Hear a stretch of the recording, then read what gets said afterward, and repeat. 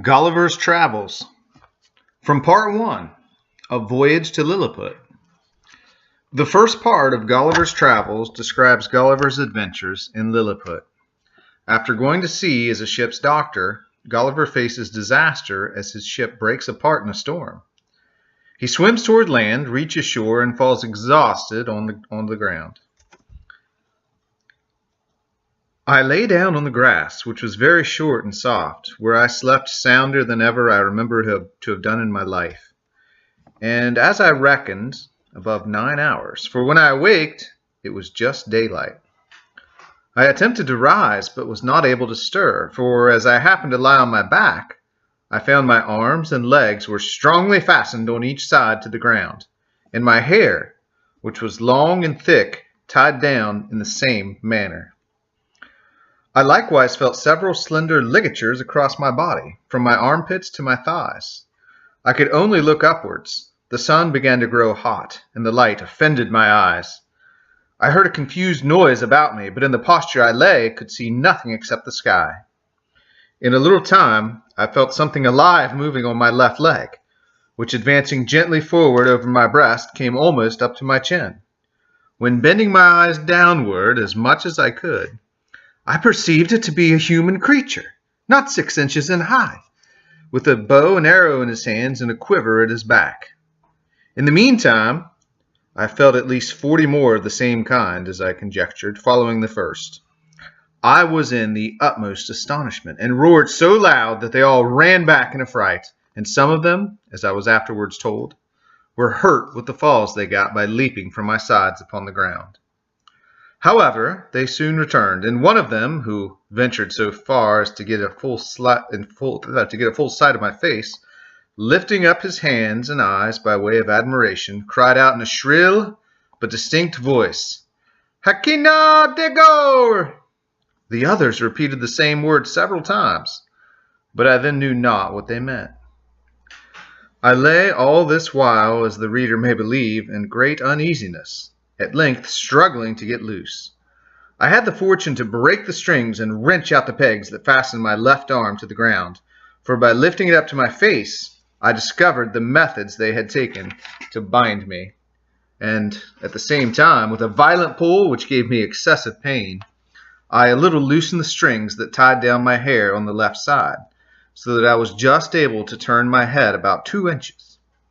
But the creatures ran off a second time before I could seize them, whereupon there was a great shout in a very shrill accent, and after it ceased, I heard one of them cry aloud, "Togo for neck!" when in an instant I felt above 100 arrows discharged on my left hand, which pricked me like so many needles. And besides, they shot another flight into the air, as we do bombs in Europe, whereof many, I suppose, fell on my body, though I felt them not, and some on my face, which I immediately covered with my left hand. When this shower of arrows was over, I fell a-groaning with grief and pain, and then striving again to get loose, they discharged another volley larger than the first, and some of them attempted with the spears to stick me in the sides, but by good luck I had on me a buff jerkin, which they could not pierce. I thought it the most prudent method to lie still, and my design was to continue so till night, when, my left hand being already loose, I could easily free myself. And as for the inhabitants, I had reason to believe I might be a match for the greatest armies they could bring against me, if they were all the same size with him that I saw. But fortune disposed otherwise of me. When the people observed I was quiet, they discharged no more arrows, but by the noise increasing, I knew their numbers were greater, and about 4 yards from me, over against my right ear, I heard a knocking for above an hour, like people at work, when turning my head that way, as well as the pegs and strings would permit me, I saw a stage erected about 1.5 feet from the ground, capable of holding 4 of the inhabitants, with 2 or 3 ladders to mount it, from whence one of them, who seemed to be a person of quality, made me a long speech, whereof I understood not one syllable. But I should have mentioned that before the principal person began his oration, he cried out 3 times, "Lengro dihol son!" These words and the former were afterwards repeated and explained to me. Whereupon immediately about 50 of the inhabitants came, and cut the strings that fastened the left side of my head, which gave me the liberty of turning it to the right, and of observing the person and gesture of him who was to speak. He appeared to be of a middle age and taller than any of the other three who attended him, whereof one was a page who held up his train and seemed to be somewhat longer than my middle finger. The other two stood one on each side to support him.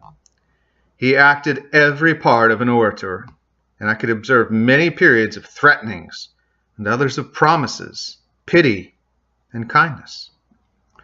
I answered in a few words, but in the most submissive manner, lifting up my left hand and both my eyes to the sun, as calling him for a witness, and being almost famished with hunger, having not eaten a morsel for some hours before I left the ship, I found the demands of nature so strong upon me that I could not forbear showing my impatience, perhaps against the strict rules of my decency, by putting my finger frequently on my mouth to signify that I wanted food. The Hergo, for so they call the great lord, as I afterwards learned, understood me very well. He descended from the stage and commanded that several ladders should be applied to my sides, on which above 100 of the inhabitants mounted, and walked towards my mouth, laden with baskets full of meat, which had been provided and sent thither by the king's orders upon the first intelligence he received of me. I observed there was the flesh of several animals, but could not distinguish them by the taste. There were shoulders, legs, and loins shaped like those of mutton, and very well dressed, but smaller than the wings of a lark. I eat them by 2 or 3 at a mouthful, and took 3 loaves at a time, about the bigness of a musket bullet's. They supplied me as fast as they could, showing 1,000 marks of wonder and astonishment at my bulk and appetite. I then made another sign that I wanted drink. They found by my eating that a small quantity would not suffice me, and being a most ingenious people, they slung up with great dexterity one of their largest hogsheads, then rolled it toward my hand and beat out the top. I drank it off at a draught, which I might well do, for it hardly held half a pint, and tasted like a small wine of Burgundy, but much more delicious. They brought me a second hogshead, which I drank in the same manner, and made signs for more, but they had none to give me. When I had performed these wonders, they shouted for joy and danced upon my breast, repeating several times as they did at first, "Hekina de Gaulle!" They made me a sign that I should throw down the 2 hogsheads, but first warned the people below to stand out of the way, crying aloud, "Borak me vola!" And when they saw the vessels in the air, there was an universal shout of "Hekina de Gaulle! Hekina de Gaulle!" I confess, I was often tempted, while they were passing backwards and forwards on my body, to seize 40 or 50 of the first that came into my reach and dash them against the ground. But the remembrance of what I had felt, which probably might not be the worst they could do, and the promise of honor I made them, for so I interpreted my submissive behavior, soon drove out those imaginations.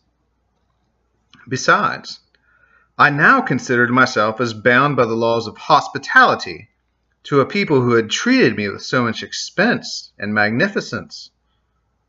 However, in my thoughts I could not sufficiently wonder at the intrepidity of these diminutive mortals who durst venture to mount and walk on my body, while one of my hands was at liberty, without trembling at the very sight of so prodigious a creature that I must appear to them.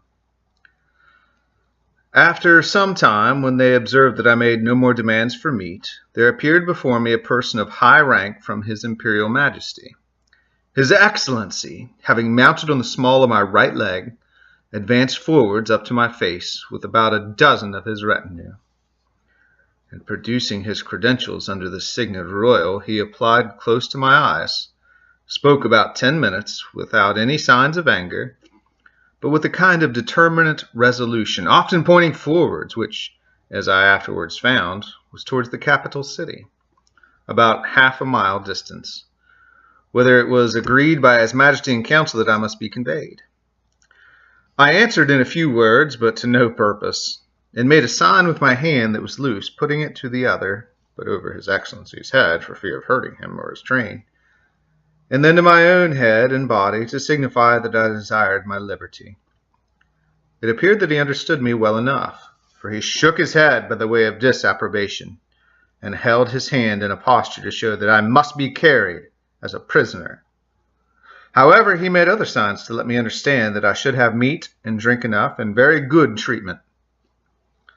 Whereupon I once more thought of attempting to break my bonds, but again, when I felt the smart of their arrow points upon my face and hands, which were all in blisters, and many of the darts still sticking in them, and observing likewise that the number of my enemies increased, I gave tokens to let them know that they might do with me what they pleased. Upon this the Hergo and his train withdrew with much civility and cheerful countenances. Soon after I heard a general shout with frequent repetitions of the words, "Peplum Salon!" and I felt a great numbers of the people on my left side relaxing the cords to such a degree that I was able to turn upon my right and to ease myself. And we go on to later in the story. My gentleness and good behavior had gained so far on the emperor and his court, and indeed upon the army and people in general, that I began to conceive hopes of getting my liberty in a short time. I took all possible methods to cultivate this favorable disposition. The natives came by degrees to be less apprehensive of any danger from me. I would sometimes lie down and let 5 or 6 of them dance on my hand. And at last the boys and girls would venture to come and play hide-and-seek in my hair. I had now made a good progress in understanding and speaking their language. The emperor had a mind one day to entertain me with several of the country shows, wherein they exceed all nations I have known, both for dexterity and magnificence. I was diverted with none so much as that of the rope dancers, performed upon a slender white thread, extending about 2 foot and 12 inches from the ground, upon which I shall desire liberty, with the reader's patience, to enlarge a little. This diversion is only practiced by those persons who are candidates for great employments and high favor at court. They are trained in this art from their youth, and are not always of noble birth or liberal education. When a great office is vacant, either by death or disgrace, which often happens, 5 or 6 of those candidates petition the emperor to entertain his majesty in the court with a dance on the rope, and whoever jumps the highest without falling succeeds in the office. Very often the chief ministers themselves are commanded to show their skill and to convince the emperor that they have not lost their faculty. Flimnap, the treasurer, is allowed to cut a caper on the straight rope, at least an inch higher than any other lord in the whole empire. I've seen him do the somerset several times together upon a trencher fixed on the rope, which is no thicker than a common pack-thread in England. My friend, Redressel, principal secretary for private affairs, is, in my opinion, if I'm not partial, the second after the treasurer. The rest of the great officers are much upon a par. These diversions are often attended with fatal accidents, whereof great numbers are on record. I myself have seen 2 or 3 candidates break a limb, but the danger is much greater when the ministers themselves are commanded to show their dexterity, for, by contending to excel themselves and their fellows, they strain so far that there is hardly one of them who hath not received a fall, and some of them 2 or 3. I was assured that a year or 2 before my arrival, Flimnap would have infallibly broke his neck if one of the king's cushions that accidentally lay on the ground had not weakened the force of his fall. There is likewise another diversion, which is only shown before the emperor and empress and first minister upon particular occasions. The emperor lays on a table 3 fine silken threads of 6 inches long. One is blue, the other red, and the third green. These threads are proposed as prizes for the persons whom the emperor hath a mind to distinguish by a peculiar mark of his favor. The ceremony is performed in His Majesty's great chamber of state, where the candidates are to undergo a trial of dexterity very different from the former, and such as I have not observed the least resemblance of in any other country of the old or the new world. The emperor holds a stick in his hands, both ends parallel to the horizon, while the candidates, advancing one by one, sometimes leap over the stick, sometimes creep under it, backwards and forwards several times, according as the stick is advanced or depressed. Sometimes the emperor holds one end of the stick and his first minister the other. Sometimes the minister has it entirely to himself. Whoever performs his part with most agility and holds out the longest in leaping and creeping is rewarded with the blue-colored silk. The red is given to the next and the green to the third, which they all wear girt twice round about the middle. And you see few great persons about this court who are not adorned with one of these girdles. And we skip some in the story. I had sent so many memorials and petitions for my liberty that His Majesty at length mentioned the matter first in the cabinet and then in a full council, where it was opposed by none except Skyresh Bolgalam, who was pleased without any provocation to be my mortal enemy. But it was carried against him by the whole board and confirmed by the emperor. That minister was Galbet, or Admiral of the Realm, very much in his master's confidence, and a person well versed in affairs, but of a morose and sour complexion. However, he was at length persuaded to comply, but prevailed that the articles and conditions upon which I should be set free, and to which I must swear, should be drawn up by himself. These articles were brought to me by Skyresh Bolgalam in person, attended by 2 under-secretaries and several persons of distinction. After they were read, I was demanded to swear to the performance of them, first in the manner of my own country, and afterwards in the method prescribed by their laws, which was to hold my right foot in my left hand, to place the middle finger of my right hand upon the crown of my head, and my thumb on the tip of my right ear.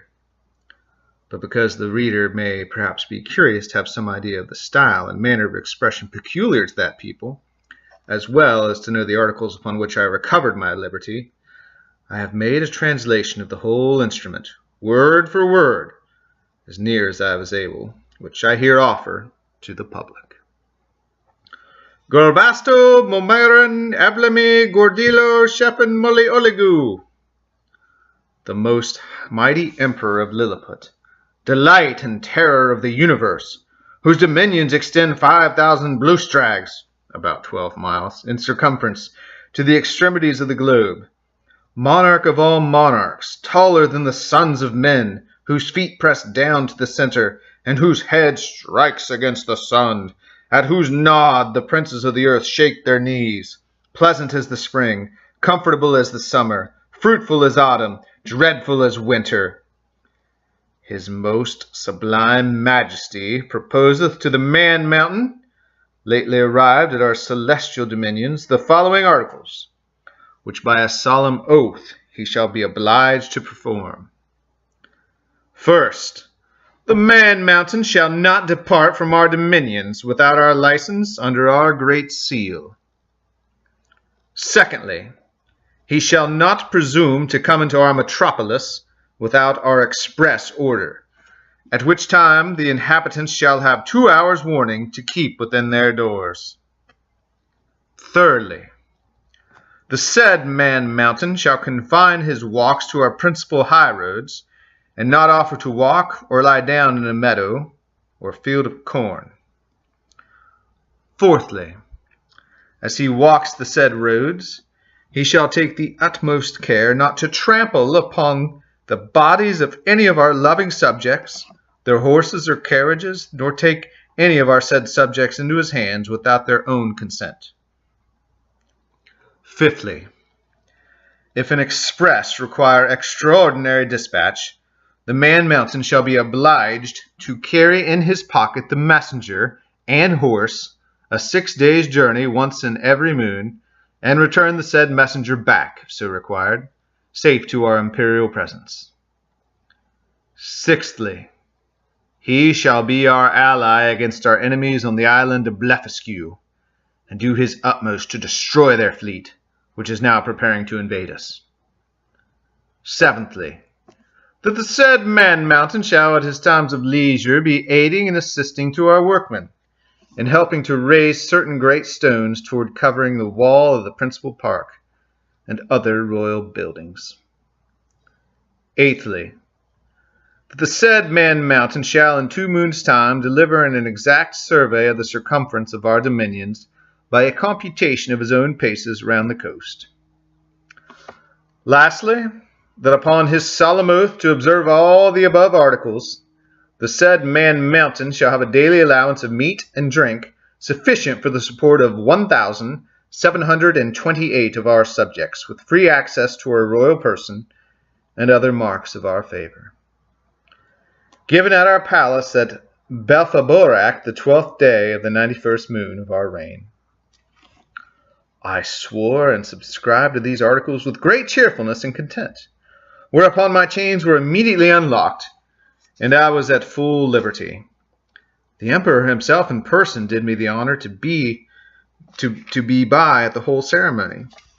I made my acknowledgments by prostrating myself at his majesty's feet, but he commanded me to rise, and after many gracious expressions, which, to avoid the censure of vanity, I shall not repeat, he added that he hoped I should prove a useful servant, and well deserve all the favors he had already conferred upon me, or might do for the future. The reader may please to observe that in the last article for the recovery of my liberty, the emperor stipulates to allow me a quantity of meat and drink sufficient for the support of 1,728 Lilliputians. Some time after, asking a friend at court how they came to fix on that determinate number, he told me that his majesty's mathematicians, having taken the height of my body by the help of a quadrant, and finding it to exceed theirs in the proportion of 12 to 1, they concluded from the similarity of their bodies that mine must contain at least 1,728 of theirs, and consequently would require as much food as was necessary to support that number of Lilliputians. By which the reader may conceive an idea of the ingenuity of that people, as well as the prudent and exact economy of so great a prince. One morning, about a fortnight after I had obtained my liberty, Reldresal, principal secretary, as they style him, of private affairs, came to my house, attended only by one servant. He ordered his coach to wait at a distance, and desired I would give him an hour's audience, which I readily consented to on account of his quality and personal merits, as well as of the many good offices he had done me during my solicitations at court. I offered to lie down, that he might the more conveniently reach my ear, but he chose rather to let me hold him in my hand during our conversation. He began with compliments on my liberty, said he might pretend to some merit in it, but however added that if it had not been for the present situation of things at court, perhaps I might not have obtained it so soon. For, said he, as flourishing a condition as we appear to be in to foreigners, we labor under two mighty evils, a violent faction at home, and the danger of an invasion by a most potent enemy from abroad. As to the first, you are to understand that for above 70 moons past, there have been two struggling parties in the empire, under the names of Tramaxen and Slamaxen, from the high and low heels on their shoes by which they distinguish themselves. It is alleged indeed that the high heels are most agreeable to our ancient constitution, but however this be, his majesty hath determined to make use of only low heels in the administration of the government, and all offices in the gift of the crown, as you cannot but observe, and particularly that his majesty's imperial heels are lower at least by a drur than any of his court. Drur is the measure of about the 14th part of an inch. The animosities between these two parties run so high that they will neither eat nor drink nor talk with each other. We compute the Tramaxen, or high heels, to exceed us in number, but the power is wholly on our side. We apprehend His Imperial Highness, the heir to the crown, to have some tendency towards the high heels. At least we can plainly discover one of his heels higher than the other, which gives him a hobble in his gait. Now, in the midst of these intestine disquiets, we are threatened with an invasion from the island of Blefuscu, which is the other great empire of the universe, almost as large and powerful as this of His Majesty. For as to what we have heard you affirm, that there are other kingdoms and states in the world inhabited by human creatures as large as yourself, our philosophers are in much doubt, and would rather conjecture that you dropped from the moon, or one of the stars, because it is certain that 100 mortals of your bulk would in a short time destroy all the fruits and cattle of His Majesty's dominions. Besides, our histories of 6,000 moons make no mention of any other regions than the two great empires of Lilliput and Blefuscu, which two mighty powers have, as I was going to tell you, been engaged in a most obstinate war for 36 moons past. It began upon the following occasion. It is allowed on all hands that the primitive way of breaking eggs before we eat them was upon the larger end. But His present Majesty's grandfather, while he was a boy, going to eat an egg, and breaking it according to the ancient practice, happened to cut one of his fingers, whereupon the emperor, his father, published an edict, commanding all his subjects upon great penalties to break the smaller end of their eggs. The people so highly resented this law that our histories tell us there have been 6 rebellions raised on that account, wherein one emperor lost his life and another his crown. These civil commotions were constantly fomented by the monarchs of Blefuscu, and when they were quelled, the exiles always fled for refuge to that empire. It is computed that 11,000 persons have, at several times, suffered death rather than submit to break their eggs at the smaller end. Many hundred large volumes have been published upon this controversy, but the books of the big Indians have been long forbidden, and the whole party rendered incapable by law of holding employments.